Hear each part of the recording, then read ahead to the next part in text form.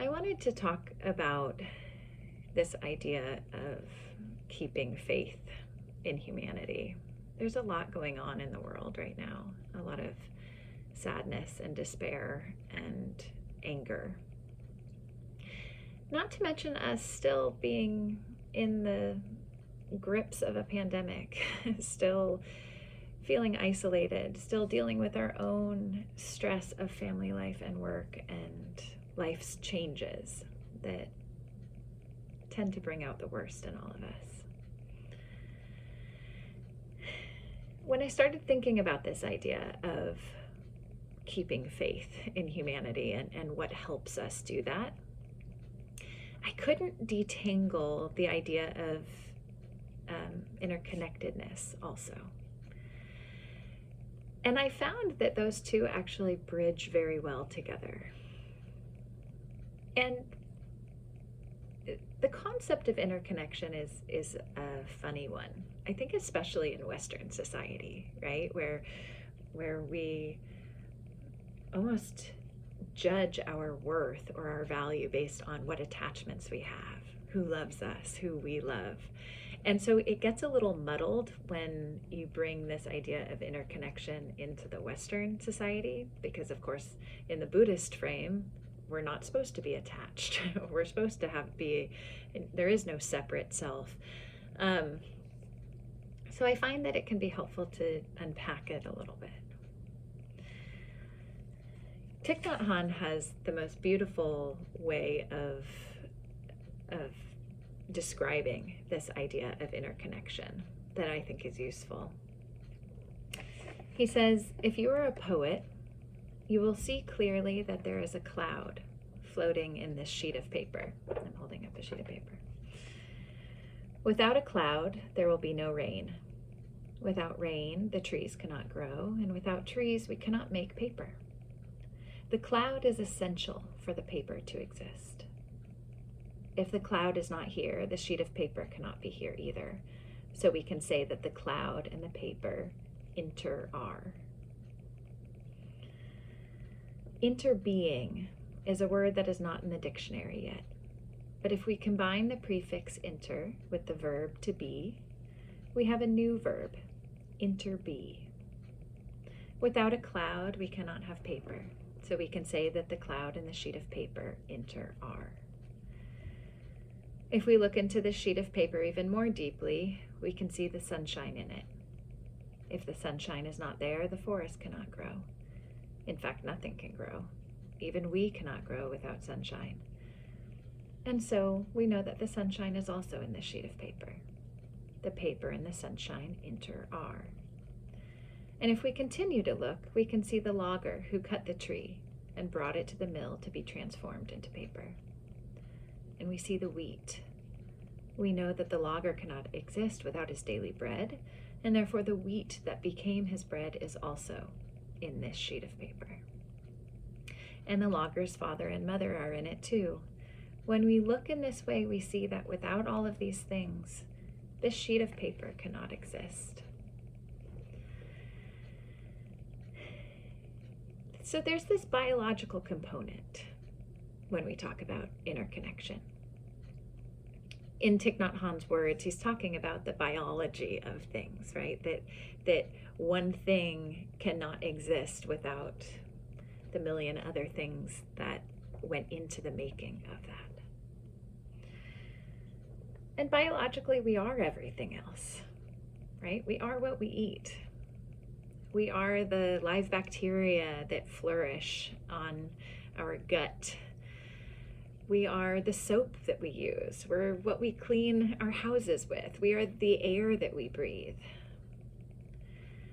Everything that created and maintains our being is dependent upon everything else, everything that we do, everything that we interact with, everything that we encounter.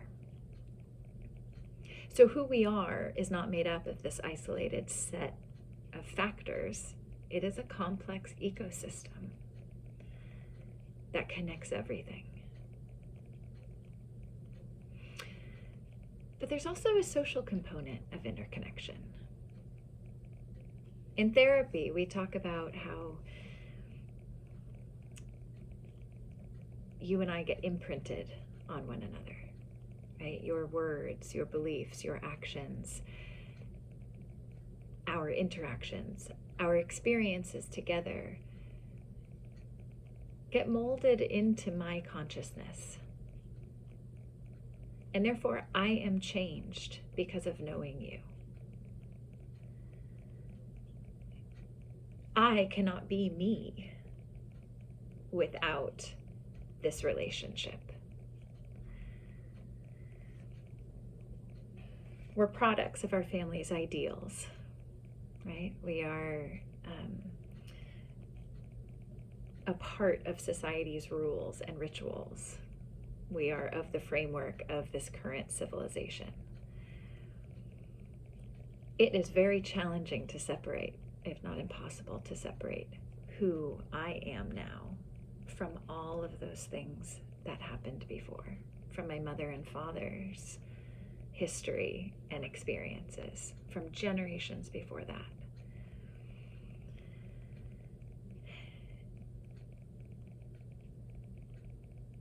While Western society pulls us to have this separate identity of the self, of who we are, it fails to recognize all that goes into the making of who we are. And it's a disservice to us moving forward. Because the moment we feel alone in this world, we feel afraid. We feel detached. We feel as though there is another, and in Tara Brach's word, that there is a bad other, right? We judge, we feel the need to criticize or make ourselves feel better because our self is the only thing we have. But recognizing this social interconnection, it takes a lot of the pressure off. It's freeing to be able to say, I am who I am based on everything that gets to continue evolving with every new experience I have, with all of you, and with those in my personal life, and with people I haven't met.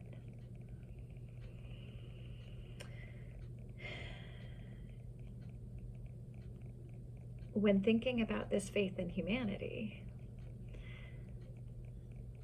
I recognize that I must rely on everybody to make me who I am. And as social creatures, we form groups. And in very many cases, these groups are far better than the sum of its parts. Now, it can go the flip way also, right? We can reverse it, and there is an argument that could be made for groups not behaving wisely.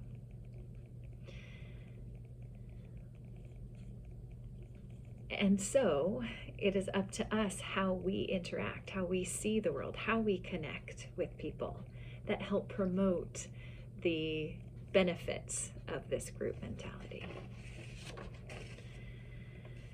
So there's this biological component, there's the social aspect to interconnection. And there's also this element of common humanity. We're all the same. We feel greed, we feel jealousy, we feel anger, fear, hurt.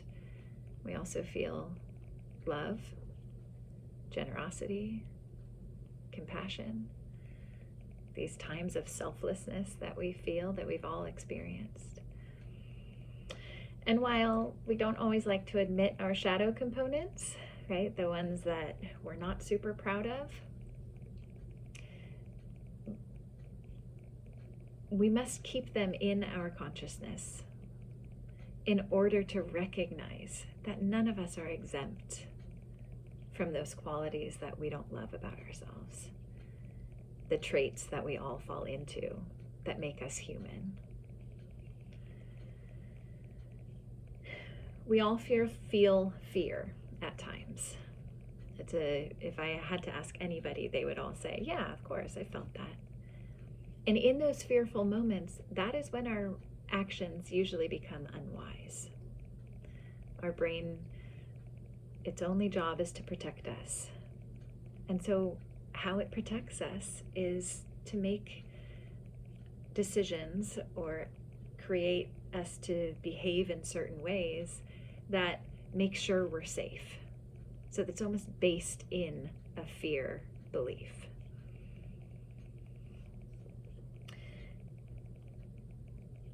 At every moment, we are trying to figure out how to decrease our suffering and increase our happiness. All of us. Those may look very different, mine from yours, but we're all trying to do that. So if we judge another person in their fear moment, we are denying our own humanness. The fact that we would fall into the exact same boat in that place. Again, maybe not in the exact way or content of what the thoughts are, but we all fall into that same trap. Aubrey Marcus has a saying on this idea of what makes us us. You are comprised of 84 minerals, 23 elements, and 8 gallons of water, spread across 38 trillion cells. You've been built up from nothing by the spare parts of the earth you have consumed, according to a set of instructions hidden in a double helix and small enough to be carried by a sperm. You are recycled butterflies, plants, rocks, streams, firewood, wolf fur, and shark teeth, broken down to their smallest parts and rebuilt into our planet's most complex living thing. You are not living on Earth. You are Earth.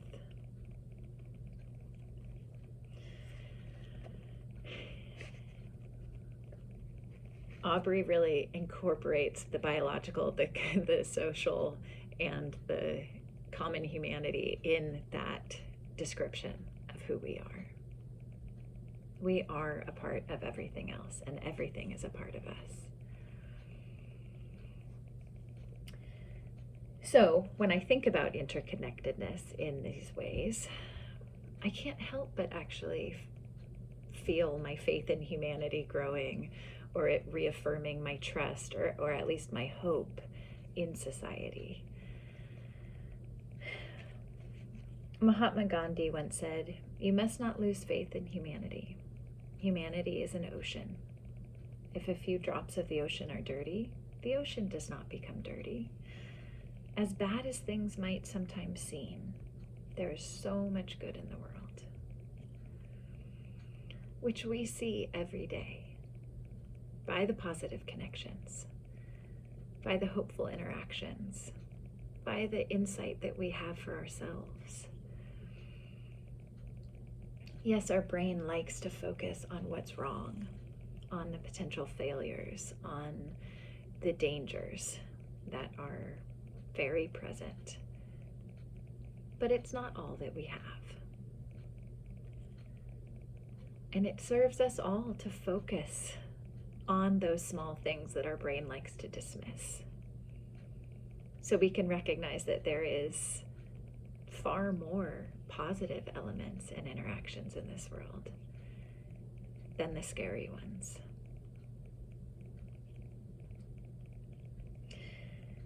Especially now, right? People are scared, terrified even. They're angry. They're separated by this idea of difference. They're lonely. And we have to acknowledge that this is a real thing that's causing perhaps more unwise actions to be seen.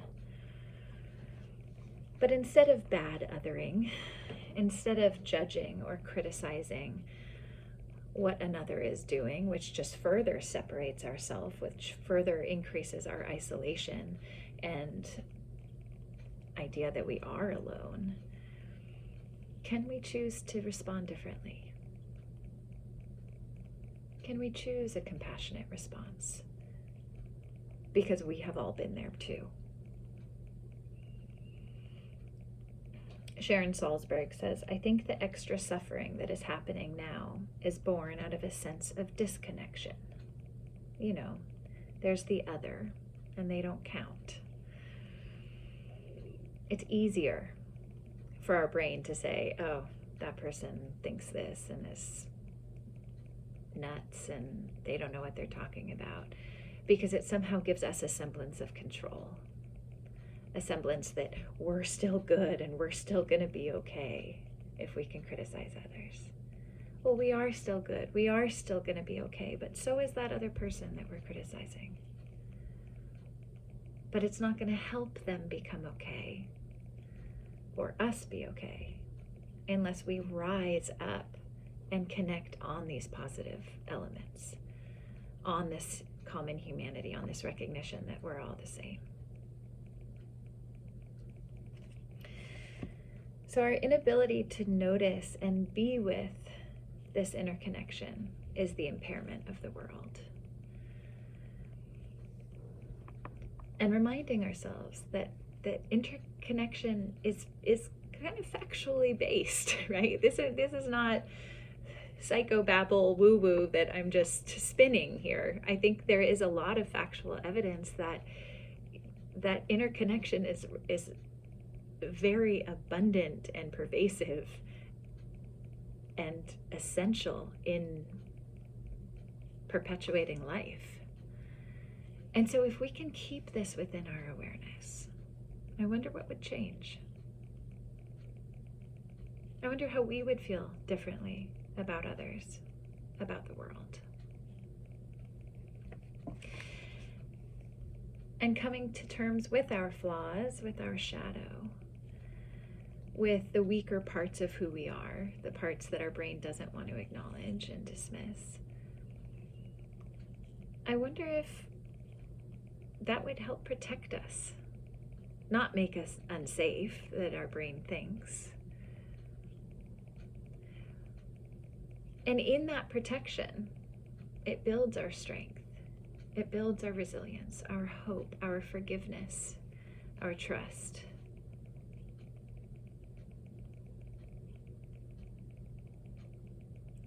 And our ability to be present, to be here with what is, and to get through challenges that are abundant as well.